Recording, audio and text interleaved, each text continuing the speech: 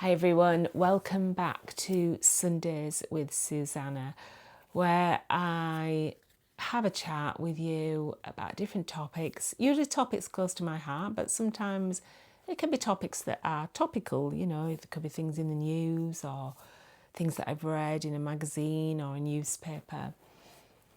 But today I'm going to talk about, I kind of talked about this a week or so back, and it's about grief. I wrote a book on grief, and so I've done a lot of research about it, but there's no better research than actually going through grief on your own, is there? It's like no other pain ever that you've ever had. And I've been thinking a lot this week about my mum. I think about my mum every day, if I'm honest. I lost my mum in 2023. And she was 93, bless her. I was her carer for many years. And any of you that are watching this who are carers, you will understand what I mean. It's a really hard, very emotional job because you're caring for somebody that you love, but you're also watching them deteriorate. And it has such a massive impact on your life. I know that. And if you're caring for someone at the moment, then my heart goes out to you because I know how difficult it is. It's so difficult. So, I lost my dad 14 years ago. It was a shock, didn't expect it. And really struggled with that. I think the shock and, my dad was such a lovely person and he was always there to help me, if anything went wrong. He was just always there. And the thing I've struggled with when my dad's gone now, I don't have anyone. I'm married, I've got a husband who, would do anything for me and, is there when, I don't know, the shelves fall off the wall or something. But your dad is just different. I was a daddy's girl and yeah. And it was hard. I still had mum then, so mum was still here. But just as dad died, mum started, with poor health. Probably not a coincidence. And I really had to step up to be her carer. And yeah, the caring role is so... unless you go through it, it's really hard to explain to people what it's like because you're trying to look after your loved one. But it's really hard work. It's like stressful. I was often called out at 3 o'clock in the morning to go sort her out. She'd ring me, because she, felt lonely or because she didn't feel well. I often ran her to the hospital. It was just continual. I did all the shopping and cleaning and medical care and there was just me. I don't have any brothers and sisters, so it was all down to me.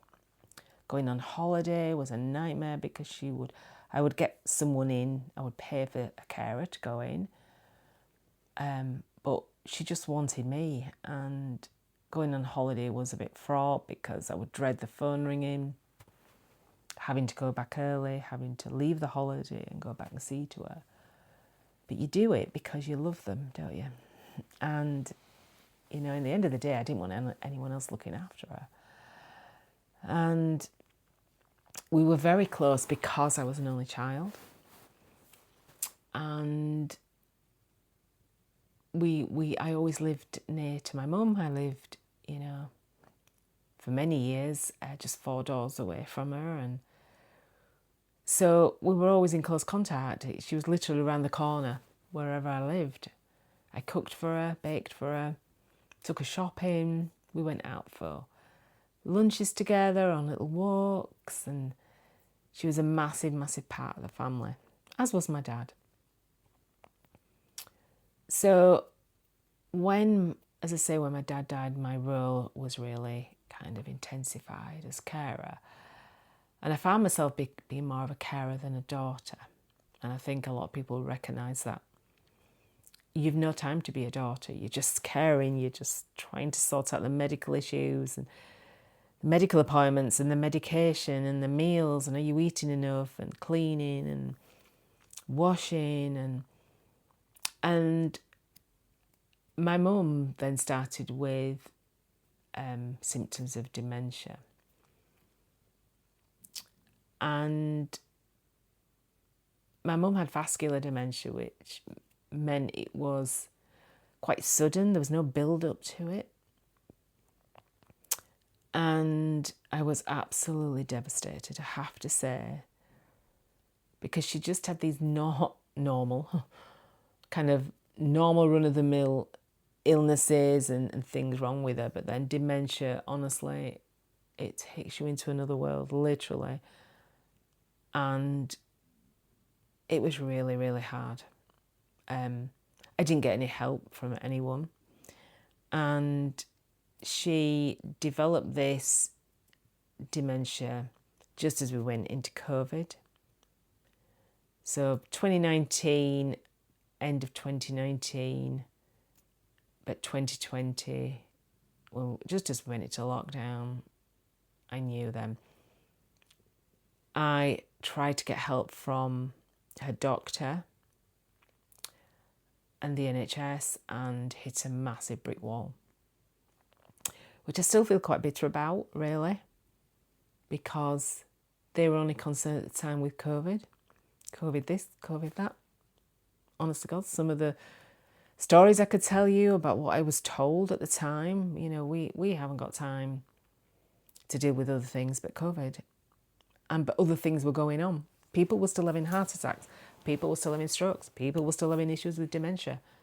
And, I was pretty much ignored. My mum was pretty much ignored, which made it harder. So I was having to deal with what was going on. She was still living in her own flat. I couldn't bring her to live at my house because I didn't have access. I didn't have access to I didn't have a lift. She lived in a sheltered housing complex with a lift. I didn't have anything like that. I didn't have any disabled. She was a little bit disabled. I didn't have any disabled facilities in my house. It was really difficult. So I was, spending a lot of time with her in her flat. She was surrounded by friends who lived in the same complex, which I'm very grateful for because they often rung me when things were going wrong. But we were in lockdown, so I was doing a shopping. I wasn't allowed to go into her complex, which was another nightmare.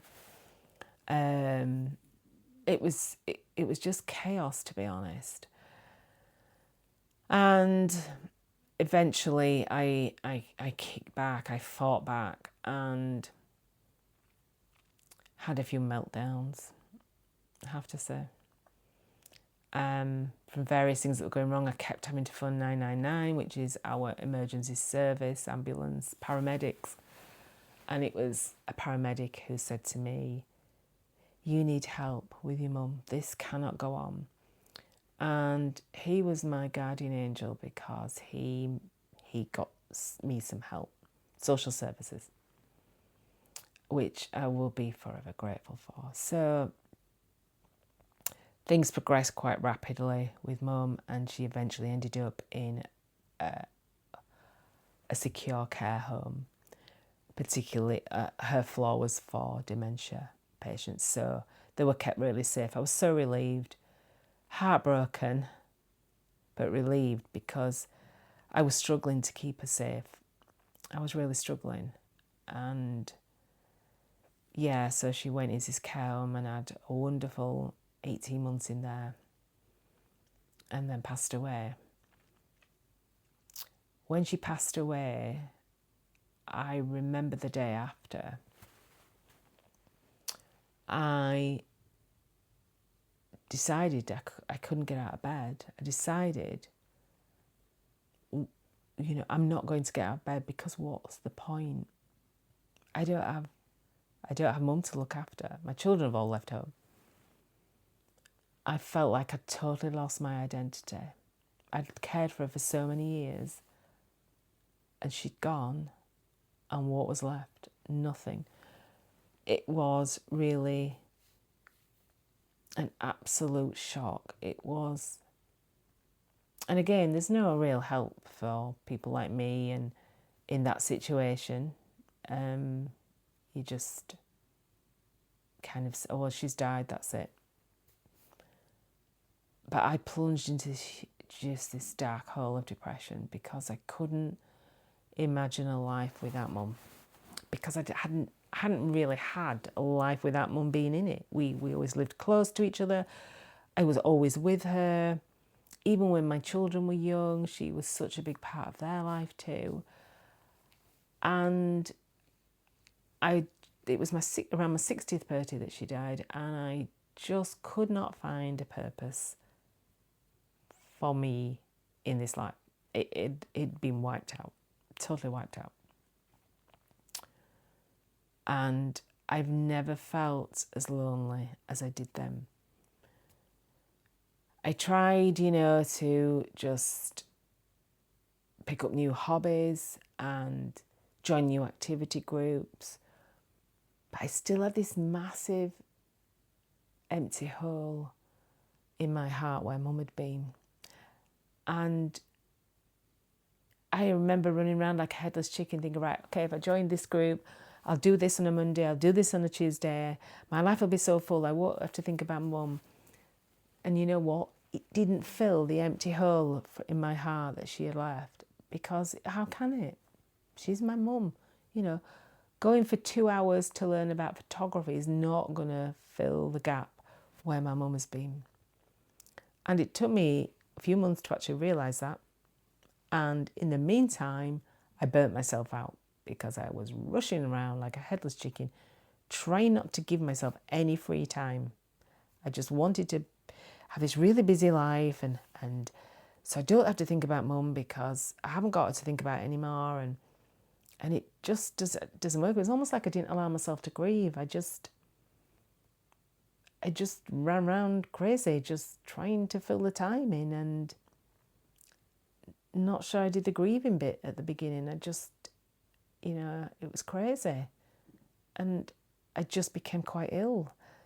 I was just burnt out, running around crazy, not sleeping, not eating properly. And yeah, I went a bit crazy.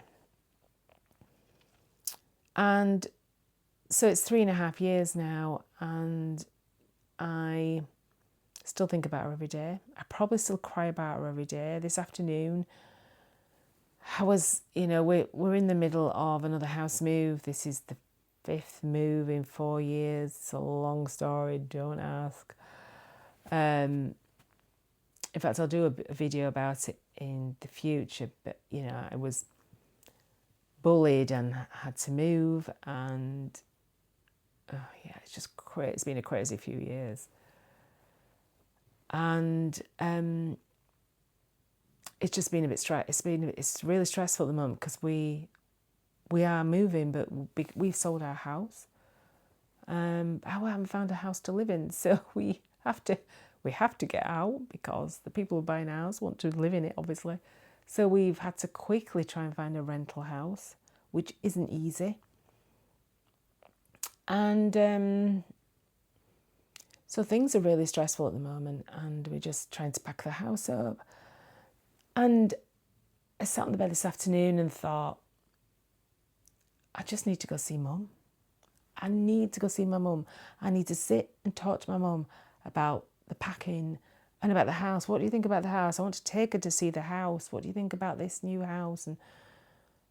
And that realisation that you cannot do that anymore is just heartbreaking. It's 3.5 years, and yet I still have those thoughts going through my head. I need to go see my mum. Because nothing replaces your mum. Nothing replaces your mum. You can't, if you fall out with a friend, you could make new friends. you can't get a new mum. It doesn't work like that. And I know you may be watching this thinking, well, you're 63 years old, you don't really need your mum. Well, I do. I do. I think I'll always need my mum. I don't think just because you're grown up and I've got grandkids now, it doesn't mean I don't miss my mum, and I don't want that mum figure in my life, that stable person in my life. You know, she was like this really stable person in my life. I could absolutely rely on her. I could rely on her. I knew where she'd be at 5 o'clock. I knew she'd be where she'd be at 10 o'clock on a Monday. She'd be with her friends in a little friendship group she was in. You know, I knew at 4:30 on a Friday she'd be queuing in the fish shop for a fish and chips. She was so predictable, and I love that. And yeah, I miss that. And I can't tell you how many times I think, oh, I'll just go see her. She'll just finish the lunch. I'll just pop and see her. I still say it now to myself. It's crazy, isn't it? But I can't help it.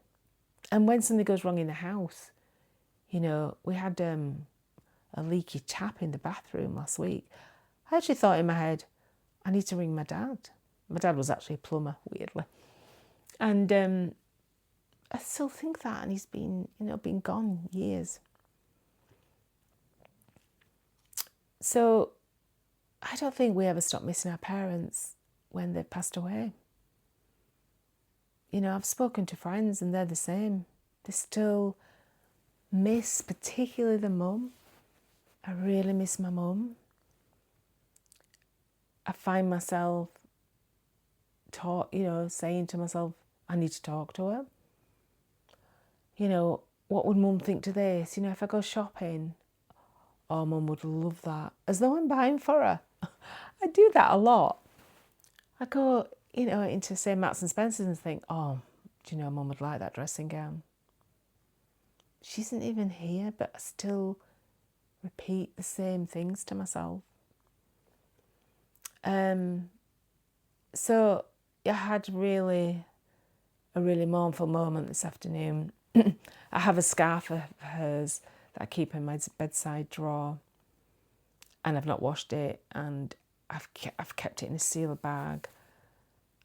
And I know this sounds crazy, but when I want to be close to her, I just get the scarf out and just hold it to my face, because it just makes me feel a little bit better. And I just, you know, sometimes I get annoyed at myself because I think you shouldn't be like this. For God's sake, girl, you're 63. What are you doing with your life? Your mum's not here. You're independent. I left home at 18. I mean, it's not like I stayed at home a long time, but it's just this contact with her. And I miss it so much. And there's nothing can replace it. Nothing can replace your mum or your dad. And I think when you're going through rough times, that's when you really need them, because you just know, I just know what the reaction would be. You know, my dad, if I'd rung him and said, oh my God, Dad, I'm so stressed, this is happening, it'd be straight round. In the car, straight round, knock on the door within 10 minutes. Right, what can I do? And my mum would come and she'd just say, right, let's have a cup of tea. Let's put that. That was her solution to everything. In fact, I think I do that now, actually. Is if things are going wrong, or you're feeling a bit stressed, or you're not feeling great, let's put the kettle on. Let's have a cup of tea, because tea makes it okay. I don't know if that's a Yorkshire thing, really. An English thing, is it? I don't know. I think it's definitely that in Yorkshire. I don't know if it's like that all over the rest of the UK, or rest of the world, maybe, but that's what we tend to do in Yorkshire. Put the kettle on when there's a crisis. We'll have a cup of tea together. So, yeah, so this is really a bit of a ramble about the grief, but about missing my mum, particularly today, you know. I kind of need her opinion on things, and I realise I've got to kind of make that decision on my own. I can't get in the car and go see her, and it just breaks my heart every time, and I'd do anything to have her back, anything to have my dad back. Because life's not the same, is it, without your parents? It's not the same without your parents around. Absolutely not. And I don't think I'll ever get used to it, honestly. I won't get used to it because they were such a big part of my life, and I miss them dreadfully. So I didn't mean this video to be a bit depressing. I hope I haven't upset anyone, but I think a lot of you out there would relate to this. And sometimes it's nice to know you're not alone. It's actually nice in a weird way when somebody said, I lost my mum too 2 years ago. And that's exactly how I feel. And although I wouldn't wish it on anyone, I don't want other people to feel heartbroken when their mums or dad have passed away. But it is nice to know that there are others out there that, feel the same. And anyway, I'm going to try and cheer up now. Now I've depressed you all. I'm sorry, it is a bit of a ramble, isn't it? Although sometimes we feel good after we've had a ramble, and it feels good to get it out. And I know if my mum was here, she'd laugh at YouTube. I did used to show a YouTube. She'd say things like, "Oh my gosh, I like that program, but I can't find it on TV." And because often you can watch old programs, TV programs, you can find them on YouTube, even if it's just one episode. So I'd often take her to YouTube on my iPad and say, "Oh, look, Mum, this is, we'll look at this," or, we'd watch things together, and she was just fascinated by it all. Absolutely. Technology was not her strong point. And, but yeah, she'd be laughing at me doing this, I think. Laughing at me doing YouTube. She said, why are you doing that? Why are you talking into a camera? Right then, I'm going to go. I hope you've enjoyed today's Sundays with Susanna. I hope it's not really been too depressing. It's just real life, and you know what? This channel is about real life, and I'm not perfect, and my life hasn't been perfect. I'm just like normal every day, and yeah, I still grieve for my mum. That's just me. So come back next Sunday for Sundays with Susanna. It might be a bit more cheery next week. I'll try and find something a bit more cheery to talk about, actually. I don't know what you're thinking. I'm just like this all the time. So you take care of yourselves. I'm really grateful that you've stopped by to watch this, because I've got a new channel, and sometimes you feel quite lonely out there because nobody's looking at what you're producing, but that's just life. Hopefully if this helps one person, then it will have been worth it. So take care, everyone, and I will see you next week on Sundays with Susanna. Bye for now.